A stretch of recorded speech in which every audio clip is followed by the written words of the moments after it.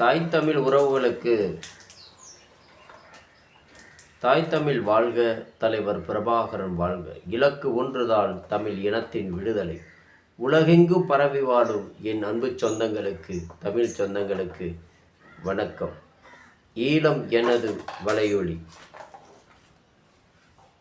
இன்னைக்கு பார்த்தா தமிழகத்தில் மட்டும் கிடையாது, இந்தியாவிலேயே பார்த்தா சிறந்த ஆட்சி செய்கிற ஒரே மாநிலம், சிறந்த முதல்வர் அப்படின்னு சொல்லக்கூடிய ஒரே முதல்வர் ஆந்திராவை சேர்ந்த ஜெகன்மோகன் ரெட்டி ஐயா அவர் தான். ஒரு சிறப்பான இளைய தலைமுறை, ஒரு சிறப்பான மக்களின் கள போராளி, இந்தியாவின் சிறந்த முதல்வராக கருதப்படுகிறது. மக்களுக்கு எண்ணற்ற அடிப்படை வசதிகள், மருத்துவம், கல்வி, பார்த்தீங்கன்னா ஒரு ஜாதி சர்டிஃபிகேட் வாங்கணுமா, ஒரு வியூ சர்டிஃபிகேட் வாங்கணுமா, ஒரு எந்த ஒரு சம்மந்தப்பட்ட ஒரு சர்டிஃபிகேட் வாங்கினாலும் சரி, சந்திரபாபு நாயுடு ஆந்திராவில் இருக்கும்போது 6 மாதம் 7 மாதமாக ஒரு ஜாதி சர்டிஃபிகேட் வாங்கவே அலைவாங்கம்மா அங்கே இருக்கிற மக்கள். ஆனால் வாங்க முடியாதம்மா. இப்போ இருக்கிற ஜெகன்மோகன் ரெட்டி ஐயா அவர்கள் கவர்மெண்ட் ஆன்லைன் உடைமையாக்கிட்டார். ஜாதி சர்டிஃபிகேட் வேணுமா, 2 நிமிஷத்தில் போய் அப்ளை பண்ணோன்னு உடனே வாங்கிக்கலாம். அதுபோல் மருத்துவம் இலவசம், கல்வி இலவசம், வீடுதோறும் கல்வி திட்டம், படிக்காத இளைய தலைமுறைகளுக்கு வேலை வாய்ப்பு, படித்த இளைய தலைமுறைகளுக்கு சிறந்த வேலை வாய்ப்பு. பார்த்தீங்கன்னா எம்ஜிஆர்னு இங்கே நாம் சொல்கிறோம், எம்ஜிஆரை மிஞ்சிய ஒரு தலைவர், காமராஜை மிஞ்சிய ஒரு முதல்வர் யாருன்னா ஆந்திராவில் ஆட்சி செய்யக்கூடிய இளம் வயது முதல்வராகிய ஜெகன்மோகன் ரெட்டி ஐயா அவர் தான். மக்களுக்கு எண்ணற்ற சலுகை வாரி வாரி வழங்குறார். அப்பா, அவருடைய சலுகை எல்லாம் கேட்டால் மக்கள் பூரித்து போயிடுவாங்க. இந்தியாவின் சிறந்த முதல்வர் அவர் தான் இன்னைக்கு இடம் பிடிக்கிறார். அவர் இந்த அரசியலில் முதல்ல அவங்க அப்பா காங்கிரஸில் இருந்தார். அதுக்கப்புறம் காங்கிரஸை விட்டு இவர் அவங்க அப்பா இறந்த பிறகு அந்த கட்சியில் இவர் காங்கிரஸில் இருந்தார். இருந்த பிறகு இருந்தாலும் அதே காங்கிரஸினுடைய மூலமாக சூழ்ச்சியால் அங்கே இவர் மேலே சொத்து குவிப்பு வழக்குன்னு சொல்லிட்டு போட்டு அவர் 14 மாதங்களாக ஜெகன்மோகன் ரெட்டி ஐயா அவர்கள் 14 மாதங்களாக ஜெயிலில் இருந்தார். ஜெயிலில் விட்டு வந்த உடனே ஜெகன்மோகன் என்ன செஞ்சார்னா, தனியாக ஒய்எஸ்ஆர் காங்கிரஸ்ன்னு சொல்லிட்டு ஒரு காங்கிரஸ் கட்சியை ஆந்திராவில் ஆரம்பித்து எப்படி அவர் இந்த அளவுக்கு மேன்மையானார்னா, இந்த ஏற்கனவே கட்சிகளில் விட்டு விலகியிருப்பாங்க, ஏதோ மனக்கருத்தால், எண்ணற்ற கட்சியில் வருத்தத்தால் கட்சியை விட்டு விலகியிருப்பாங்க. அதே மாதிரி கவர்மெண்ட் ஆஃபீஸர் ஏதோ பிரச்சனைனால சஸ்பெண்ட் பண்ணியிருப்பாங்க. அதுபோல் இருந்த உறவுகள், அதே போல் அந்த காங்கிரஸ் கட்சியில் அவங்க அப்பா இருந்தார் சொன்னோம்ல, அவங்க அப்பாவுடைய செல்வாக்கு அங்கே அதிகம். அந்த காங்கிரஸ் கட்சியில் இருந்தாங்க பாருங்கள், அவங்களாம் அவங்க அப்பா போன பிறகு வெகு பேர் அதை கான்டாக்ட் விடாமல் அப்படியே இருந்துட்டாங்க, காங்கிரஸில் பயணிக்காமல். ஆந்திரா முழுவதும் அந்த பகுதியில் தலைவர், செயலாளர், பொருளாளர், மண்டல செயலாளர், அப்படி நிறையா உறவுகள் அங்கங்கே இருந்தாங்க. இவர் ஜெயில் விட்டு வெளிவந்த உடனே ஒய்எஸ்ஆர் காங்கிரஸ் அப்படின்னு சொல்லிட்டு ஒரு கட்சி ஆரம்பித்த பிறகு உடனே கிட்டத்தட்ட 3000 கிலோமீட்டர் ஆந்திரா முழுவதும் பட்டி தொட்டி மூளை முடுக்கு எல்லா கிராமங்களிலும் நடைபயணம் செஞ்சார். ஒவ்வொரு கிராமம் நடைபயணம் செய்யும்போது அந்த இடத்துல காங்கிரஸில் ஏற்கனவே இருந்தவங்க யார், மண்டல செயலாளர், பொருளாளர், தலைவர், அவரை சந்திக்கிறது, குடும்பத்தோடு இவர் போய் செல்ஃபி எடுத்துக்கிறது, அவர் வீட்டில் போய் உணவு அருந்துறது. அதே மாதிரி 3000 கிலோமீட்டர் எல்லா பட்டி தொட்டி மூளை முடுக்கும் ஆந்திரா முழுவதும் பயணித்து எல்லா காங்கிரஸில் இருந்தவங்களுக்கு எல்லாமே இருந்தவங்க உறவுகள் எல்லாருமே ஜெகன்மோகன் ரெட்டி பக்கம் வந்துட்டாங்க. ஏன்னா மன வருத்தத்தால் மனக்கசப்பால் விலகினவர்கள் நிறையா பேர் வந்து இதில் காங்கிரஸிலேருந்து இது ஒய்எஸ்ஆர் காங்கிரஸில் இவர் புதுசாக கட்சி ஆரம்பித்ததுலேருந்து இணைஞ்சிட்டாங்க. இணைஞ்சி நாளடைவில் பார்த்தீங்கன்னா அது ஒரு பக்கபல கோட்டையாக ரொம்ப எல்லா இடமும் ஒரு கோட்டையாக கட்டமைப்பு பண்ணிட்டார். பண்ண பிறகு எலெக்ஷனில் நின்னார், வெற்றிகரமாக ஜெயிச்சிட்டு வந்துட்டார். சந்திரபாபு நாயுடு தோத்துட்டார்.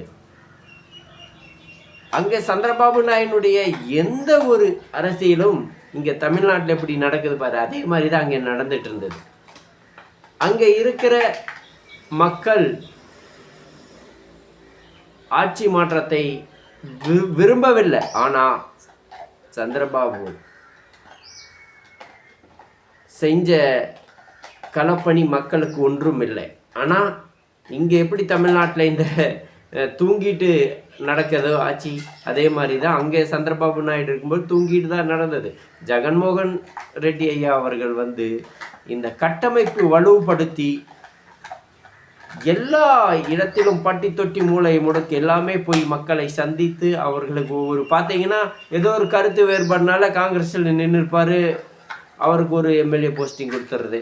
பார்த்தீங்கன்னா அரசு கவர்மெண்ட் சம்மந்தப்பட்டவர் யாருனாலும் ஏதோ பிரச்சனைக்காக அவங்க வேலையை விட்டு நின்றுருப்பாங்க. அவங்களுக்கு அது மாதிரி ஒரு கட்டமைப்பு பண்ணி சிறப்பாக பண்ணது தான் ஜெகன்மோகன் ரெட்டி ஐயா அவர்கள். அவர் ஒரு ஆந்திராவின் எம்ஜிஆர்னு சொல்லலாம். அந்த அளவுக்கு இன்னைக்கு இந்தியாவில் எத்தனையோ முதல்வர்கள் இருந்தாலும் அவரை போல ஆட்சி செய்ய இன்னைக்கு ஒரு முதல்வர் இல்லை. இதுதான் உண்மை அன்பு சொந்தங்களே. அதே மாதிரி அவருடைய மக்களுக்கு அடிப்படை வசதிகளை தேடி தேடி கொண்டு போய் அவர் மக்களுக்கு கொடுத்துட்ருக்காரு. தன்னுடைய கவர்மெண்ட்லேருந்து வர்ற வருமானத்தை அது சுருக்கமாக சொல்ல போனால் மக்களுக்கே கொடுக்குறாரு. அதனால தான் ஜெகன்மோகன் ரெட்டியை எந்த கட்சி வந்தாலும் அங்கே வீழ்த்த முடியவில்லை. மக்களுக்கு அந்தளவுக்கு சலுகைங்க.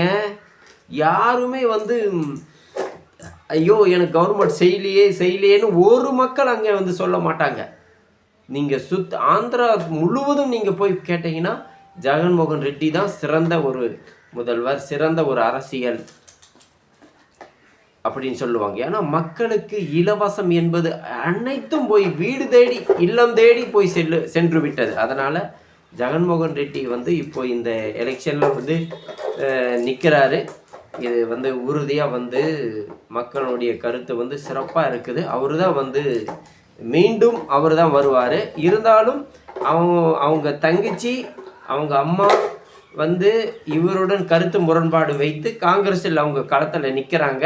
மே 14 எலெக்ஷன் நடக்க போகுது. ஆனால் இவர் தனிச்சு நிற்கிறாரு.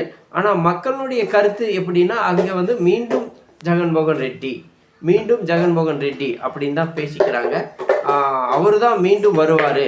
ஏன்னா அவர் அந்த அளவுக்கு மக்களுக்கு எடுத்து செஞ்சார். நல்ல ஒரு சிறந்த ஒரு முதல்வர், சிறந்த ஒரு அரசியல் கள போராளி அப்படின்னு மக்கள் விரும்புகிறாங்க. அதுபோல் தலைவர் இன்றைக்கி முதல்வர் இந்தியாவில் ஒரு மாநிலத்தில் கூட கிடையாது. இது நான் சொல்கிறது எப்படின்னா உங்களுக்கு தெரியும் நினைக்கிறேன்.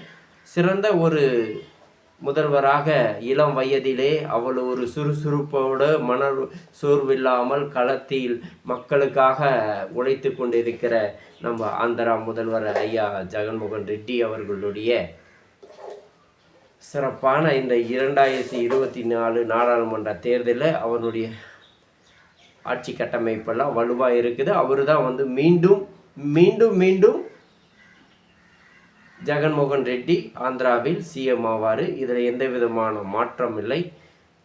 ஆட்சி என்பது செய்ய வேணும்னா அவரை போல் செய்ய வேணும். அவரை பார்த்து மற்ற மாநிலத்தில் இருக்கிற முதல்வர்களும் கற்றுக்கொள்ள வேண்டும் என்பதுதான் இந்த காணொலியினுடைய கருத்து. யாரும் ஜாதி சான்றிதழ் கொடுக்கலன்னு சொல்லிட்டு நாள்தோறும் அதுக்காக அலைஞ்சி 6 மாதம் 3 மாதம் அலைஞ்சி கூட கிடைக்க மாட்டேங்குது. ஆனால் அவர் ஜாதி சான்றிதழ் மட்டும் இல்லை, நிறைய சலுகைகள் செஞ்சிட்ருக்கார். கல்வி இலவசம், மருத்துவம் இலவசம், பள்ளி குழந்தைகளுக்கு படிப்பு இலவசம், முழுவதும் இலவசம், அனைத்தும். யாருனாச்சும் பார்த்தீங்கன்னா ஒரு லஞ்சம் கேட்குறாங்கனாவே உடனே வந்து சிவியர் சஸ்பெண்ட் தான். சஸ்பெண்ட்னு சொல்கிறதோட வேலை விட்டு உடனே ரிசைன் தான், அவ்வளோதான். அதுபோல் சிவியரான ஒரு களம் கொண்ட ஒரு முதல்வராக இந்தியாவின் தலை சிறந்த முதல்வர் ஜெகன்மோகன் ரெட்டி ஐயா அவர்கள்தான். அவருடைய பணி, மக்களுடைய நலப்பணி ஆகியவை சிறந்து அவர் மீண்டும் முதல்வராக அமைய வேண்டும் என்பதை நாம் எடுத்துக்கொள்ள வேண்டும். அவர் சிறந்த ஒரு இந்தியாவின் முதலமைச்சர் என்று அவரை குறிப்பிடுகிறோம். நாம் தமிழர்.